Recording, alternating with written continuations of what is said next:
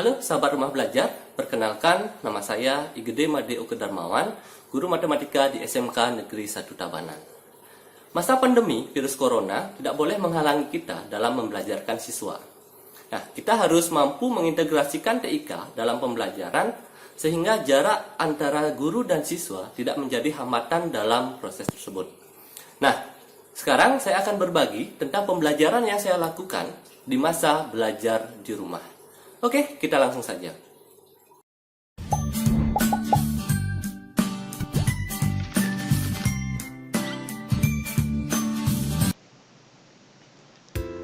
Belajar di rumah bukan tentang seberapa guru dapat mengajar, tetapi seberapa siswa dapat belajar. Untuk itu, kita harus merancang pembelajaran yang memungkinkan siswa untuk belajar secara optimal.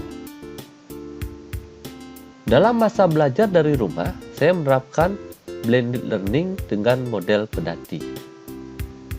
Blended learning atau pembelajaran blended adalah suatu bentuk sistem pembelajaran yang mengkombinasikan sedemikian rupa antara strategi pembelajaran sinkron dan asinkron dalam rangka menciptakan pengalaman belajar untuk mencapai capaian pembelajaran yang telah ditentukan secara optimal. Nah, untuk mendukung strategi pembelajaran sinkron dan asinkron umumnya memerlukan 4 ruang belajar, yaitu ruang belajar langsung, ruang belajar maya, ruang belajar mandiri, serta ruang belajar kolaboratif. Namun, pada masa pandemi ini, ruang belajar yang pertama yaitu ruang belajar langsung tidak dapat kita gunakan karena pertemuan guru dengan siswa di dalam kelas tidak diizinkan. Sehingga sekarang kita tinggal punya 3 ruang belajar, yaitu maya, mandiri, dan kolaboratif. Sehingga yang dapat kita terapkan adalah yang pertama, belajar pada waktu yang sama tapi tempatnya berbeda. Belajar kapan saja, di mana saja, tentang apa saja tanpa orang lain. Dan yang terakhir adalah belajar kapan saja, di mana saja, tentang apa saja, dengan siapa saja. Untuk mendukung pembelajaran blended ini, saya memanfaatkan beberapa fitur termasuk yang dari rumah belajar. Fitur pertama adalah Learning Management System atau LMS. Di sini menggunakan LMS mandiri.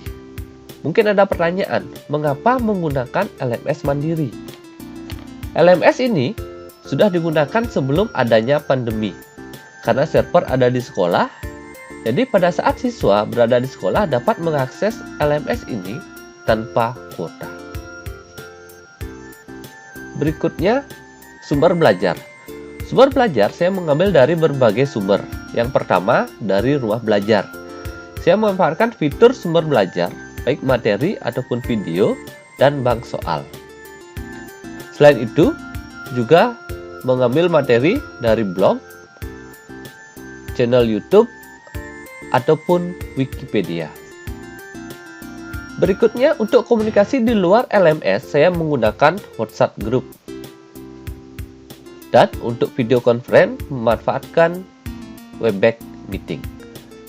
Model pedati memiliki 4 tahapan, yaitu tahap pelajari, dalami, terapkan, dan evaluasi.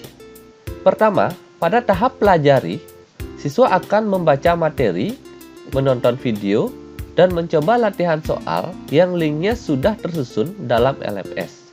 Materi-materi ini bersumber dari rumah belajar, blog, YouTube, ataupun Wikipedia. Berikutnya, pada tahap dalami, idealnya kita melakukan video conference untuk diskusi. Tetapi, karena video conference memerlukan kuota yang besar, jadi video conference ini hanya menjadi opsional, dilaksanakan jika perlu, atau dilaksanakan jika benar-benar diperlukan. Sehingga, penggantinya digunakan diskusi via WhatsApp Group dan forum pada LMS. Pada tahap terapkan, siswa mengerjakan soal esai yang hasilnya diupload pada LMS, sehingga guru bisa melakukan koreksi serta memberikan feedback. Dan yang terakhir adalah evaluasi, menggunakan fitur kuis pada LMS sehingga mudah melakukan analisis terhadap hasilnya. Berikut beberapa screenshot pembelajaran yang diterapkan.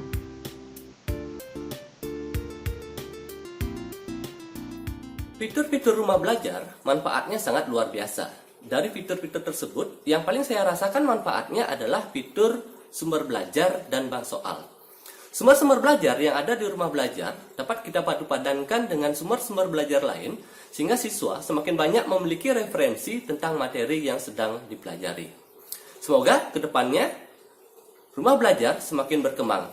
Jaya terus rumah belajar!